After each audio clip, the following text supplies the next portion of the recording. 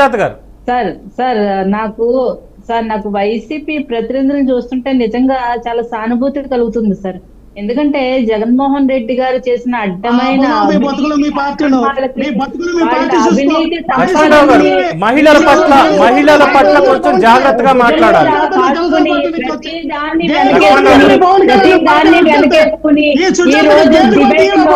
Frustration తెచ్చుకుంటున్నారంటే ఈ రోజు అర్థమవుతుంది సార్. మీరు మాట్లాడాలంటే కొంచెం ఆయన మ్యూట్ లో పెట్టండి సార్.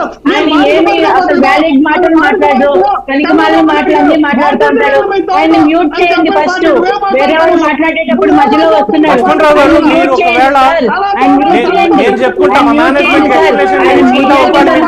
నచ్చకపోతే దయచేసి డిబేట్ నుంచి వెళ్ళిపోవచ్చు. గౌరవంగా చెప్తున్నా, మీకు ఒకవేళ ఇష్టం లేకపోతే మీరు దయచేసి డిబేట్ నుంచి మీరు వెళ్ళిపోవచ్చు. దయచేసి మీరు ఆయన ఇచ్చే సలహాలు ఏవైతే ఉన్నాయో మరి వెళ్ళి సాక్షి ఛానల్ ఏమని చెప్పండి. ఇప్పుడు వైసీపీ ప్రతినిధులు తీరు ఎలా ఉందంటే సార్ లేదండి, నేను కొంచెం బాధాకరంగా చెప్తున్నా. ఎందుకంటే ఒక జర్నలిస్ట్ గా నేను ఎన్నో డిబేట్లు, తులసిరెడ్డి గారికి తెలుసు వ్యక్తిగతంగా, నేను వారితో ఎప్పుడు సంభాషిస్తూ ఉంటా. విజయభాస్కర్ గారికి తెలుసు, అందరికీ తెలుసు. వన్ సైడెడ్గా వెళ్ళిపోతున్నాం అంటే, ఒక ప్రశ్న అడిగితే వన్ సైడెడ్ అంటే గత 5 ఏళ్లలో చేసిన దాన్ని నేను అడగచ్చు, ఒక పౌరుడిగా అడగచ్చు, ఒక జర్నలిస్ట్గా కాకుండా. అప్పుడేం చెప్తారు?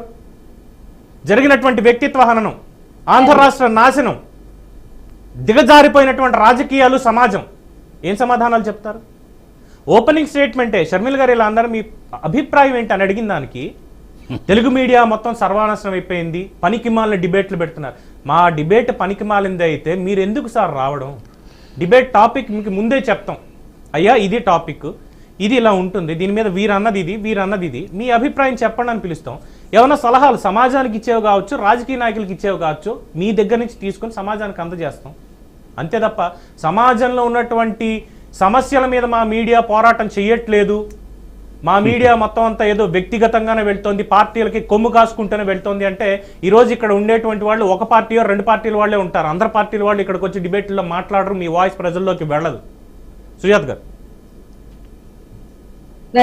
ఈ వైసీపీ ప్రతినిధుల తీరు ఎలా తయారైందంటే, ఎవరైనా వైసీపీలో జరిగిన అన్యాయాల్ని ప్రశ్నించారంటే వాళ్ళు చంద్రబాబు నాయుడు గారికి అమ్ముడిపోయారనో, చంద్రబాబు నాయుడు గారికి తొత్తులనో, లేదంటే ఇంకా మాటల దాడి చూసాం కదా. సోషల్ మీడియాలో సైకో సైన్యాన్ని దింపి ఎదుటి వారిని బూతులు తిట్టించడం, ఇంట్లో ఉన్న ఆడవాళ్ళని చిన్నపిల్లలతో సహా వాళ్ళు విపరీతంగా మాటల దాడి చేయడం చూస్తున్నాం. ఈ రోజు వీళ్ళు డిబేట్ లో కూడా అలాగే తయారయ్యారు సార్. డిబేట్ లో కూడా అవతల వాళ్ళు మాట్లాడుతుంటే వాళ్ళు మాట్లాడనీరు, వాళ్ళ మాటలు ప్రజల వరకు చేరనివ్వకుండా మధ్యలో అడ్డుపడుతుంటారు. ఇంకా ఇప్పుడు బరి తెగించి ఈ రోజు మీడియా సంస్థల మీద, వాటి ప్రతినిధుల మీద కూడా వీళ్ళు ఈ రోజు బురద చల్లడానికి తయారయ్యారు.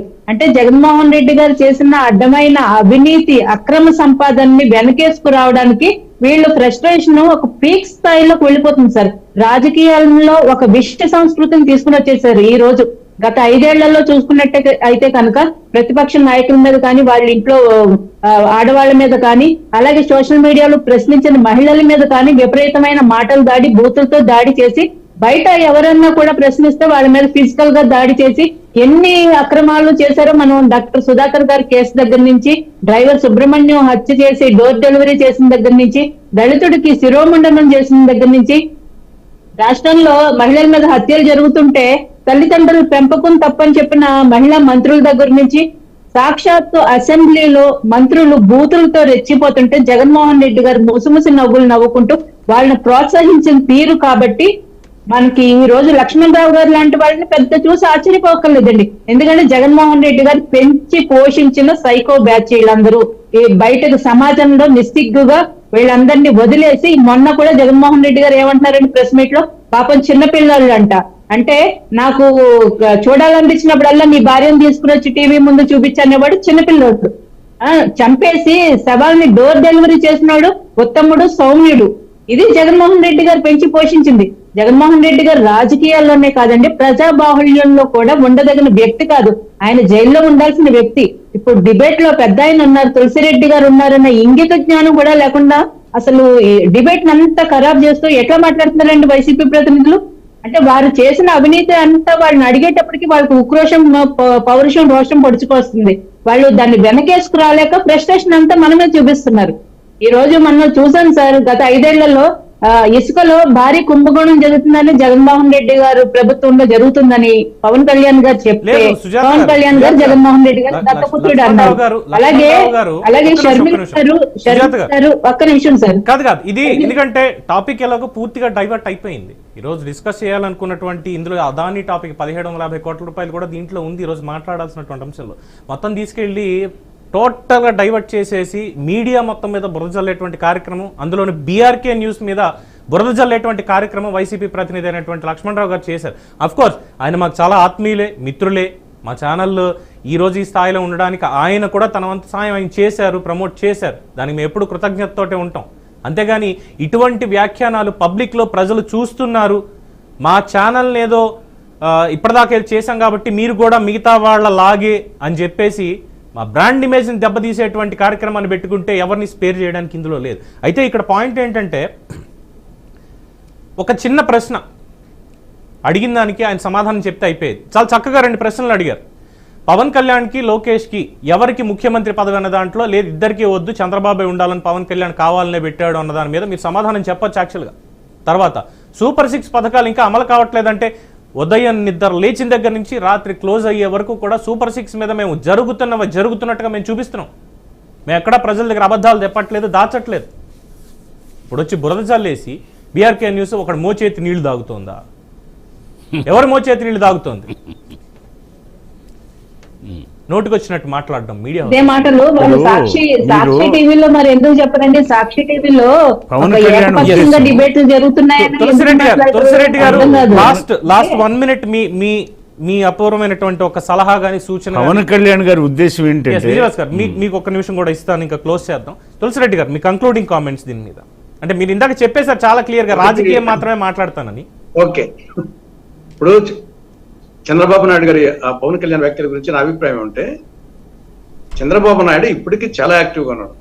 ఒకటి శ్రీశ్రీ వ్యాఖ్య ఉంటుంది, కొంతమంది యువకులు పుట్టుకతో వృద్ధులు, పేర్లకు పకీర్లకు పుకార్లకు నిబద్ధులు, కొంతమంది యువకులు ముందు యుగం దూతలు, పావన నవజీవన బృందావన నిర్మాతలు, పావన నవజీవన బృందావన పావన నవజీవన బృందావన నిర్మాతలు. కాబట్టి చంద్రబాబు నాయుడు గారు చూస్తున్నాం కదా, ఆయనకు వచ్చేసి అమెరికాలో 79 years మోడీ వచ్చేసి మళ్ళీ ప్రపంచ అగ్రరాజ్యానికే మళ్ళీ అయినాడు. కాబట్టి ఆ యాంగిల్ వచ్చేసి డెఫినెట్ గా వచ్చేసి మనకు మొరార్జీ దేశాయ్ 80s లో భారతదేశ ప్రధానమంత్రి జనతా ప్రభుత్వంలో మొరార్జీ దేశాయ్. కాబట్టి ఆ యాంగిల్ వచ్చేసి ఆయన వరకు వచ్చేసి అన్ని విధాలుగా వచ్చేసి ఆయనకు మానసికంగా శారీరకంగా అన్నిటిగా ఫిట్ గా ఉన్నాడు. దాంట్లో వచ్చేసి ఎలాంటి డౌట్ పవన్ కళ్యాణ్ గారి ఉద్దేశం, చాలా మంది యువకులకు ఆయన యాక్టివ్ గా ఉన్నారు.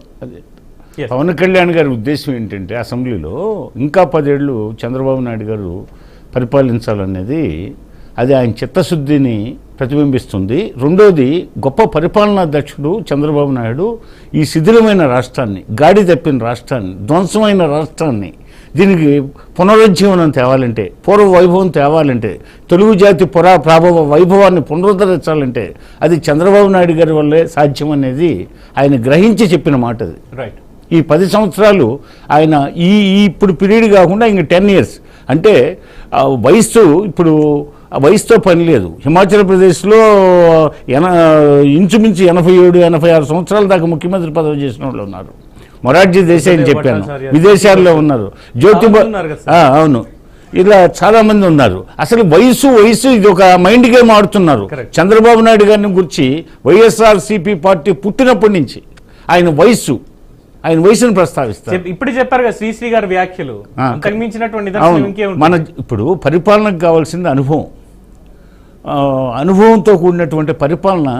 అది ప్రజలు ఇష్టపడతారు, పరిపక్వత కలిగిన పరిపాలన ప్రజలు ఇష్టపడతారు. ఇప్పుడు అంతేగాని ఆయన యువకుడు జగన్మోహన్ రెడ్డి, ఆయనకు ప్రజలు చాలా గొప్ప అవకాశం ఇచ్చారు, అవకాశాన్ని సద్వినియోగం చేసుకోలేకపోయాడు. అదేవిధంగా ఆయనది దేవతల కాలం, ఆ రోజుల్లో పౌరాణిక యుగంలో రాక్షసులు దేవతలు యజ్ఞం చేస్తుంటే, మునులు ఋషులు యజ్ఞం చేస్తుంటే రాక్షసులు దాన్ని డిస్టర్బ్ చేసేవాళ్ళు. ఇప్పుడు ఆ మార్గం ఎంచుకున్నాడు ఈ నరరూప రాక్షసుడైన జగన్నాథుడు. వ్యాఖ్యలు వద్దు విజయభాస్కర్ గారు, సారీ నేను అలౌ చేయను. వ్యక్తిత్వ హననం చేసేదాంట్లో వ్యక్తిత్వ హననం కాదు అది. లేదు, గత 5 ఏళ్లలో రాక్షస కృత్యాలే జరిగుండొచ్చు గాక, వాళ్ళు చేశారని చెప్పి మీలాంటి వాళ్ళు కూడా చేయడం అనేది విజ్ఞత అనిపించుకోదు. అది అన్పార్లమెంటరీ కాదు, అది లేదు అన్పార్లమెంటరీ కాకపోయినా దయచేసి జగనాసురుడు. అంటే నేను సభాముఖంగా వచ్చినటువంటి మిగతా పెద్దలందరికీ, సుజాత గారికి, తులసిరెడ్డి గారికి, మీకు కూడా నేను క్షమాపణ చెప్తున్నా. జరిగినటువంటి ఒక డిస్టర్బెన్స్ కి ఇంకోసారి రిపీట్ అవ్వకుండా చూసుకుంటాను అన్న ఒక హామీ కూడా మీరే అన్నారు. ఈ రోజు సెలవు subject diversion. Yes right. Anyway thank you Vijayabhaskar గారు. అలాగే వాళ్ళు తెలుగు జాతి వైభవాన్ని దెబ్బతీస్తున్నారండి, తెలుగు జాతిని క్షీణపరుస్తున్నారు. వాళ్ళకి వ్యాపారం, రాజకీయం వ్యాపారం. వాళ్ళకి అది జరగకుండా వాళ్ళు ప్రస్తావించినట్టు రాజకీయ టైం క్లోజ్ అవుతుంది కాబట్టి మీలాంటి పెద్దల సలహాలు సూచనలతో పాటుగా అన్ని తీసుకొని మేము ముందుకు వెళ్తాం. అందులో ఎటువంటి అనుమానం లేదు. బీఆర్కే న్యూస్ ఎప్పుడు ప్రజల పక్షం మాత్రమే ఉంటుంది, పార్టీల పక్షము మిగతా వాళ్ళ పక్షము కాదు, ప్రజల పక్షాన మాత్రమే. మేము ఏ డిబేట్ పెట్టినా, ఏ న్యూస్ తీసుకొచ్చినా అది ప్రజాబాహుళ్యంలో ఉన్నదే మాట్లాడతాం తప్పితే మేమేదో క్రియేట్ చేసేసి వాళ్ళ మధ్య వీళ్ళ మధ్య గొడవలు పెట్టేటువంటి కార్యక్రమం అయితే బీఆర్కే న్యూస్ చేయదు. అందుకే మా ట్యాగ్ లైన్ తెలుగోడి సత్తా. ఇది ఇవాళ ప్రైమ్ డిబేట్ చూస్తూనే ఉండండి బీఆర్కే న్యూస్.